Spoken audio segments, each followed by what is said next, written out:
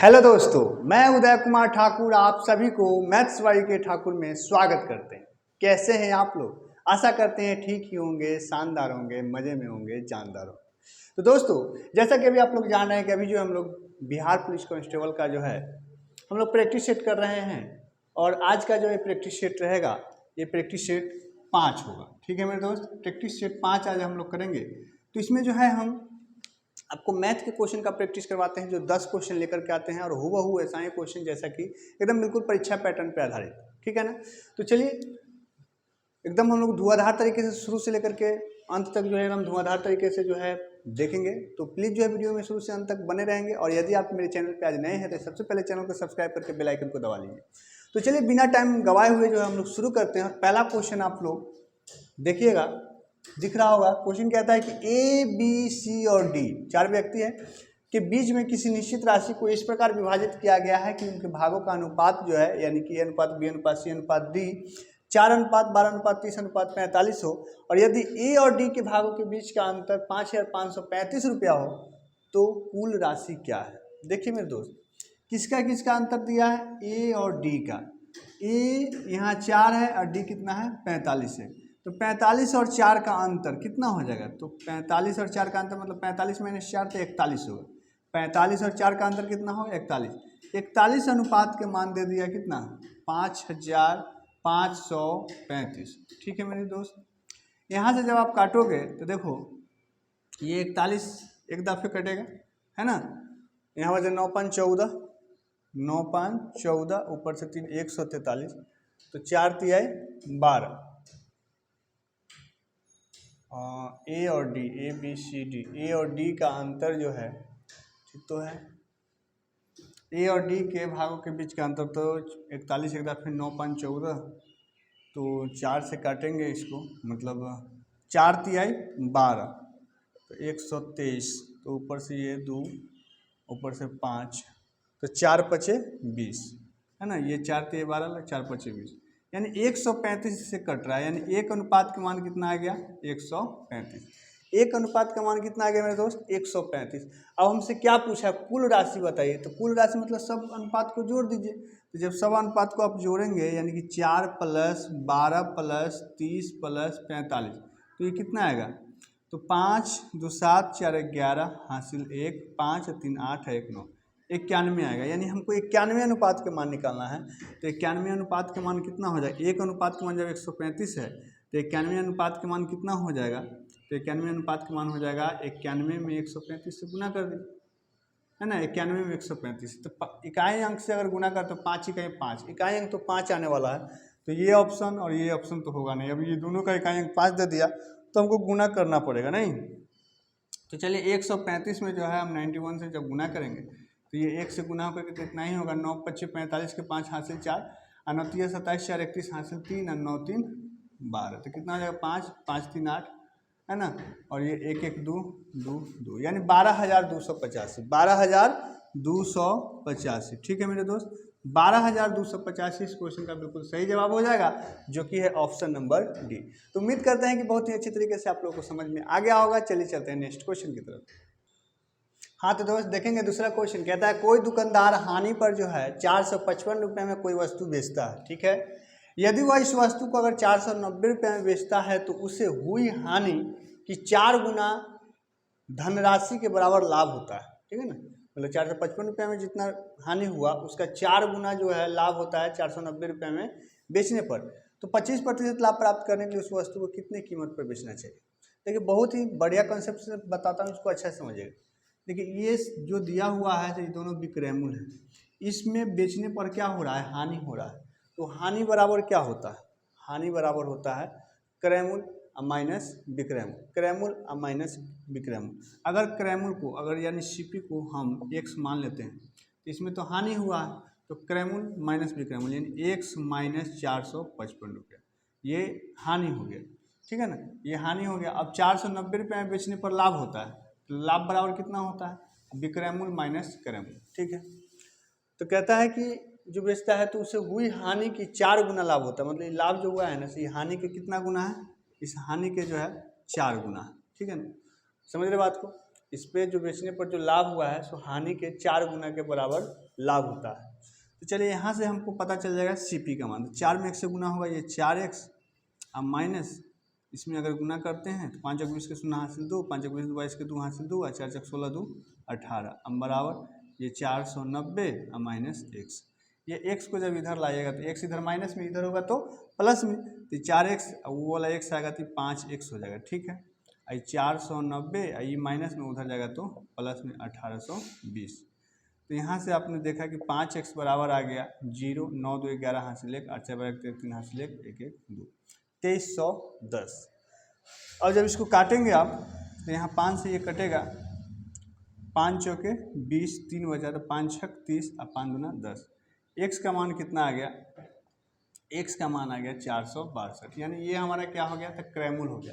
अब हमको कहता है 25% लाभ प्राप्त करने के लिए कितना है बेचना होगा, तो बस 25% इसका 125% कर दीजिए, तो राशि बराबर जो हो जाएगा 425। 25% लाभ प्राप्त करने का मतलब कि 125% पर बेचना है, तो 125% यानी 1% के बदला में बटा में 100, बस काट दीजिए। 25 25 125, 25 चौके 100। ठीक है, इसको काटिएगा तो आप 2 दूना 4, 3 दूना 6, 1 दूना 2, 1 2 दूना 4। इससे जब गुना होगा तो ये 5 5 से 15, 5 हासिल 1, 5 दूना 10 है 1 11 अब बटा 2। यहाँ से जब आप भाग दोगे तो 2 पचे 10, 1 बच गया तो 2 सत्ते 14, 2 सत्ते 14 और 2 पचे 10, 577.5। ठीक है ना, जो कि है ऑप्शन नंबर डी। तो उम्मीद करते हैं कि बहुत ही सिंपल तरीके से हमने बताया, एकदम बेसिक मेथड से समझ में आ गया होगा। तो अगर वीडियो अच्छा लग रहा है तो लाइक कर दीजिए और इससे एक ग्रुप में शेयर कर दीजिए। तो चलिए चलते हैं नेक्स्ट क्वेश्चन की तरफ। हाँ तो दोस्तों देखिए, तीसरा क्वेश्चन है कि एक दूसरे से 65 किलोमीटर की दूरी पर स्थित 2 शहरों के बीच को यात्रा करने में एक मोटर चालक को 2 घंटा 10 मिनट में मतलब पूरा करता है यात्रा, तो उसकी गति जो है मीटर प्रति मिनट में जो है ज्ञात करना है। ठीक है, तो गति ज्ञात करना यानी चाल, तो चाल बराबर क्या होता है? चाल बराबर होता है दूरी बटा समय, यही ना होता है, दूरी बटा समय। दूरी कितना है? 65 किलोमीटर। ध्यान दीजिएगा 65 किलोमीटर है, लेकिन हमको जो आंसर देना है ना मीटर प्रति मिनट में, तो इसलिए किलोमीटर को मीटर में बदलने के लिए 1000 से गुना कर लिए, क्योंकि 1 किलोमीटर में 1000 मीटर होता है, तो 65 किलोमीटर में 65,000 किलोमीटर हो जाएगा, 65,000 मीटर हो जाएगा। अब जो है ये 2 घंटा 10 मिनट, तो हमको प्रति मिनट मिनट में कन्वर्ट करके लिखना है। देखिए 1 घंटा में होता है 60 मिनट, तो 2 घंटा में हो जाएगा 120 मिनट और 10 मिनट और, यानी कि टोटल 130 मिनट। ठीक है, यहाँ से ये 65 दूना हो गया, 2 से जब काटिएगा तो 2 पचे 10, यानी कितना आ गया? 500 मीटर प्रति सेकंड। तो 500 मीटर प्रति सेकंड इस क्वेश्चन का बिल्कुल सही जवाब हो जाएगा, जो कि है option number B. Option number B. तो उम्मीद करते हैं कि बहुत ही आसान शब्दों में समझ में आ गया होगा। अगला क्वेश्चन देखिए, कहता है स्थिर जल में किसी मोटर बोट की चाल 20 किलोमीटर प्रति घंटा है। ठीक है ना, मोटर बोट, अगर मोटर बोट के चाल को जो है हम u मानते हैं तो u बराबर मान लीजिए कितना दे दिया? 20 किलोमीटर प्रति घंटा। ठीक है, यह धारा के दिशा में 150 किलोमीटर की दूरी तय करता है और फिर शुरुआती बिंदु पर वापस आती है। यदि राउंड ट्रिप जो है 16 घंटे का समय लगाता है तो नदी में प्रवाह की चाल क्या है? देखिए जब ये एक मान लीजिए कि ये नदी है, जब एक नदी है इस दिशा में प्रवाह हो रहा है, तो जब आप तैरिए, चाहे कोई नाव ले जाइए कुछ भी, तो जो नाव का स्पीड या आपके तैरने का स्पीड रहेगा वो भी, और धारा का स्पीड दोनों ऐड हो जाएगा। मान लेते हैं आपका स्पीड 10 है, धारा का स्पीड 2 है, तो टोटल स्पीड कितना हो जाएगा? 12।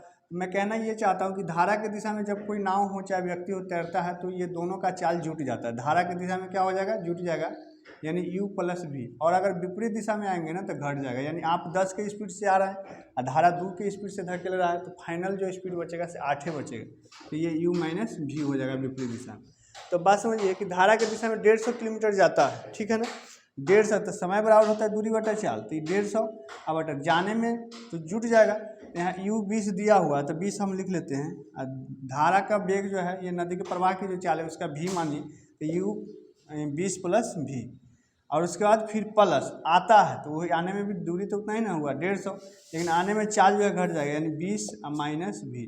इस समय कितना लगता है? 16 घंटा। ठीक है, अब क्या कीजिए, इसको सॉल्व करने से अच्छा है कि ऑप्शन यहाँ दिया हुआ है, आप जल्दी से ऑप्शन रख करके जो है इसका निष्कर्ष पे पहुँच सकते हैं। तो चलिए पहला ऑप्शन रख के देखते हैं, तो 5 रखेंगे तो 20 × 5 हो जाएगा 25, तो 25 × 6 हो जाएगा 150, 25 × 6 150, 5 रखेंगे तो ये 20 में से 5 जाएगा तो 15 हो जाएगा, 15 कहाँ के 150 और 10 6 16, 10 6 16 पूरे गया, यानी पहला ही ऑप्शन वेरीफाई कर गया, यानी इसका सही जवाब क्या हो जाएगा 5 किलोमीटर प्रति घंटा। तो उम्मीद करते हैं कि समझ में आ गया होगा। चलिए चलते हैं नेक्स्ट क्वेश्चन की तरफ।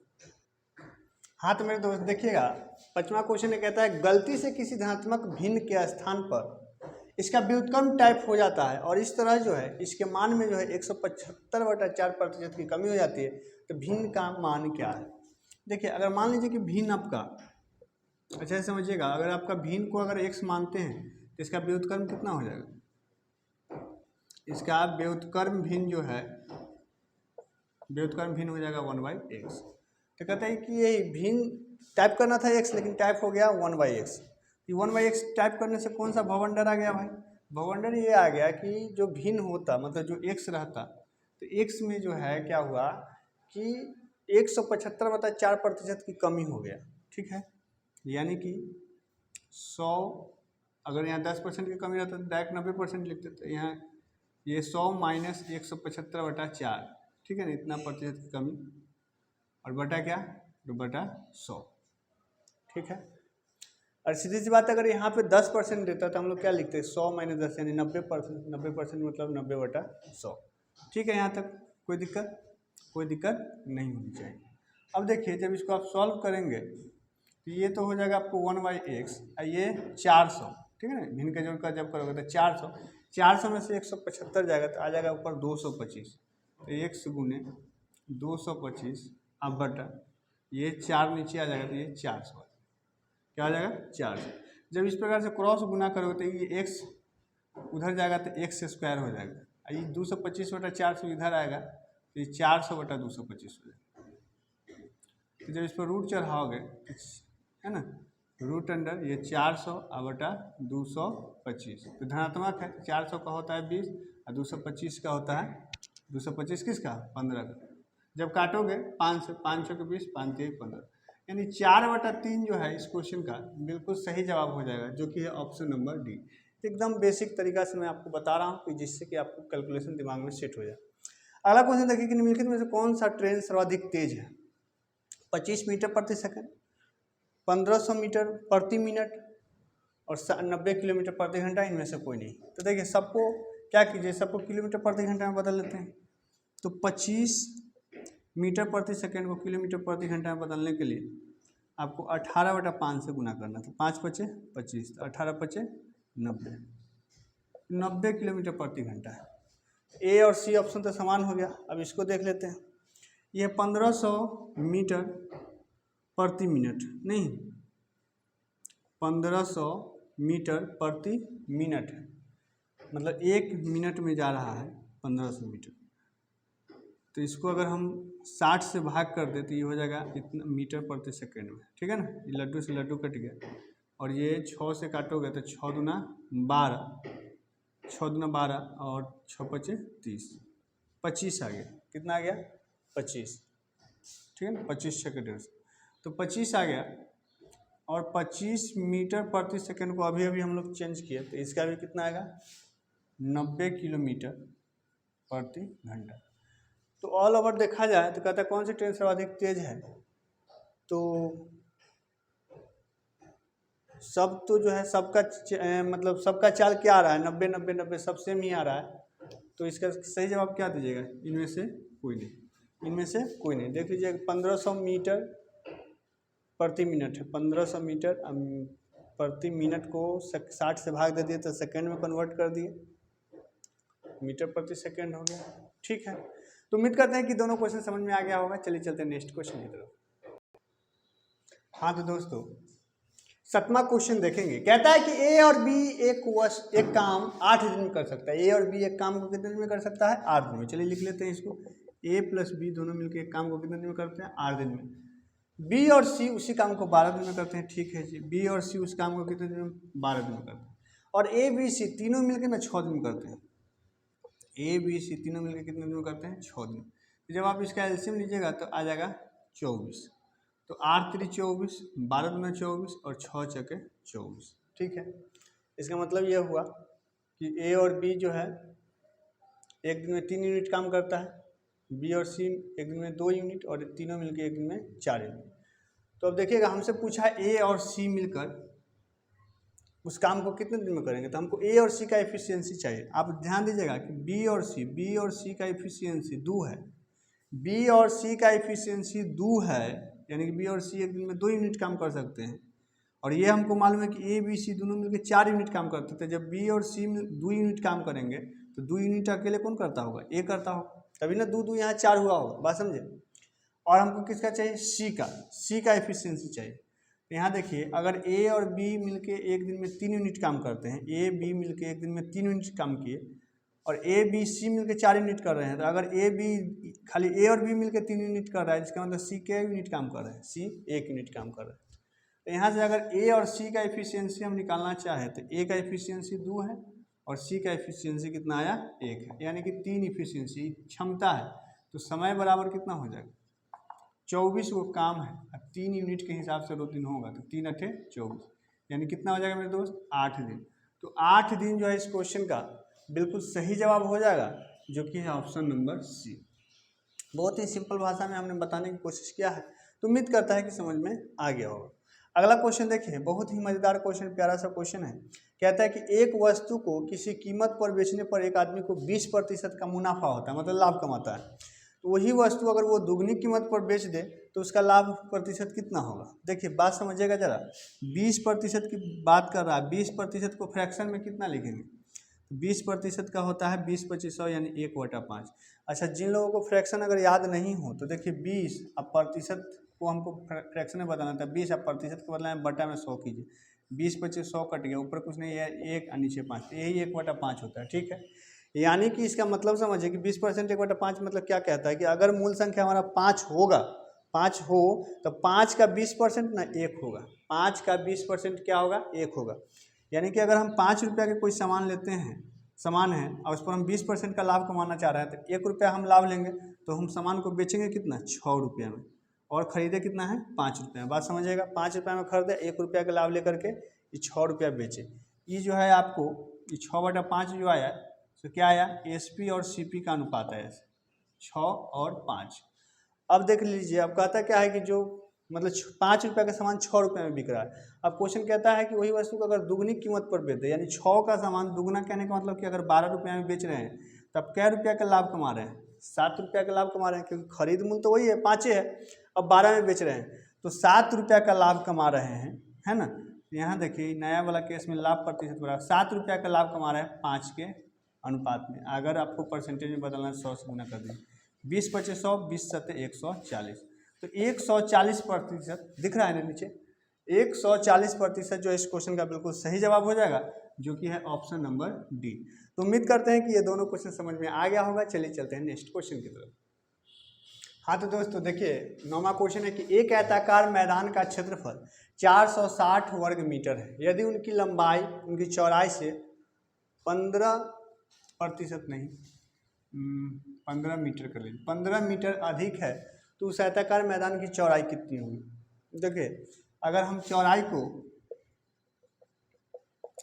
अगर x मानते हैं तो चौड़ाई से लंबाई 15 मीटर अधिक है, तो लंबाई कितना हो जाएगा, लंबाई हो जाएगा x + 15, ठीक है, x + 15। तो अब आप लोग जानते हैं कि आयत का क्षेत्रफल जो होता है लंबाई गुने चौड़ाई होता है। आयत का क्षेत्रफल कितना होता है, लंबाई गुने चौड़ाई, तो यही दोनों का तो गुणनफल जो है कितना है, 460 वर्ग मीटर दिया हुआ, ठीक है ना। आयताकार मैदान का क्षेत्रफल कितना दिया हुआ है, 460 मीटर स्क्वायर है। यहाँ आयताकार मैदान का क्षेत्रफल लंबाई गुने चौड़ाई होगा, तो लंबाई है x + 15, चौड़ाई है x बराबर 460 मीटर स्क्वायर। अब देखिए गुना करके फैक्टराइज करेंगे, समय लगेगा। अब हमारे पास ऑप्शन दिया हुआ है, जरा रख लेते हैं। अगर यहाँ 2 की बात करते हैं तो ये 2 हो जाएगा, 15 2 17, तो 17 2 तो 34 ही आएगा, तो ये तो नहीं हो। 26 अगर रखते हैं तो देखिए ये 26 हो जाएगा, 26 में 15 जब जोड़िएगा तो 6 5 11 के 1 हाथ से 1 और 2 1 3 1 4, 26 × 41, तो 1 में 6 से गुना कीजिएगा तो 6 आएगा, यहाँ तो 0 आना चाहिए, तो ये भी हमारा नहीं होगा। अगला देखिए 23 दिया हुआ है, तो 23 फिर 23 + 15 करेंगे तो 5 3 8 और 2 1 3 38, 8 में 3 से गुना हुआ तो 8 3 24 आएगा, यहाँ तो 460 है, है ना, इकाई अंक 4 आएगा, जबकि यहाँ 0 है तो ये भी नहीं है। तो जब ये ऑप्शन नहीं, ये ऑप्शन नहीं, ये ऑप्शन, 3 को ऑप्शन कट गया तो इसका सही जवाब क्या हो जाएगा, ऑप्शन नंबर डी। तो हर समय हिसाब को बनाना कोई ज़रूरी नहीं रहता है, आपको 4 ऑप्शन दिया हुआ है, उससे भी एलिमिनेट करके आप जल्द से जल्द आंसर के पास पहुँच सकते हैं। अगला क्वेश्चन देखिए, बहुत ही शानदार सा क्वेश्चन है। पिछले सीट में भी हालांकि हमने बताया है कि एक 130 मीटर लंबी ट्रेन है जो 45 किलोमीटर प्रति घंटा की चाल से गति करती है, वह एक पुल को 30 सेकंड में पार करती है, तो पुल की लंबाई कितनी होगी। देखिए समय बराबर होता है दूरी बटा चाल, तो समय कितना लग रहा है 30 सेकंड, दूरी कितना है, तो दूरी जो है 130 मीटर तो ट्रेनें हैं, अब पुल की लंबाई भी तो कुछ ना कुछ होगा, तो x मान लेते हैं, और समय बराबर दूरी या बटा चाल, चाल कितना है 45, लेकिन ध्यान रहे इस सेकंड में है, मीटर में, ई जो है ना किलोमीटर प्रति घंटा में, इसको मीटर प्रति सेकंड में बदलने के लिए क्या करेंगे, 5/18 से गुना करें, ठीक है। अब ये सब जो इधर भाग में से इधर ले आइए तो गुना में हो जाएगा, तो क्या हो जाएगा 30 गुने 45 गुने 5/18 बराबर में 130 प्लस x, ठीक है। 9 से काटोगे आप, 9 दूना 18, 9 पचे 45, 2 से काटोगे 15 दूना 30, तो 15 पचे 75, अब 75 पचे कितना हो जाएगा, 15 पचे 75, अब 75 पचे, है ना, तो 75 50 25 5 हासिल 2 और 7 पचे 35 और 2 37, बराबर में 130 प्लस x, तो 130 जब इधर आएगा तो x का मान कितना हो जाएगा घट करके, है ना, इधर आएगा तो माइनस होगा, तो 5 में से 0, 7 में से 3 गया तो 4 और 3 में से गया 2, 245, ठीक है ना, 245, ठीक है, गुना घटाया हुआ, 5 में से 0, 7 में से 3 गया 4, 3 में से गया, तो 245 इस क्वेश्चन का बिल्कुल सही जवाब हो जाएगा, जो कि है option number C, option number C. तो उम्मीद करते हैं कि ये सेशन आप लोगों को बहुत ही अच्छा लगा होगा, पसंद आया होगा। तो अगर वीडियो अच्छा लगा है तो लाइक कीजिए, शेयर कीजिए, और अभी तक आपने मेरे चैनल को सब्सक्राइब नहीं किया है तो सब्सक्राइब कर लीजिए, जिससे कि इस प्रकार का हर रोज़ आपको एक टेस्ट मिलता रहे, और रोज़ टेस्ट लगाइए, क्योंकि एकदम अपनी तैयारी को मजबूत करना है और 10 में 10 लेकर के आना है, ठीक है मेरे दोस्त। इसलिए जो है चैनल को सब्सक्राइब आप लोग जरूर कर लेंगे, और अपने दोस्त यार को भी शेयर कर दीजिए कि उनको भी फायदा मिल सके। तो मिलते हैं एक नए वीडियो में, तब तक के लिए जय हिंद।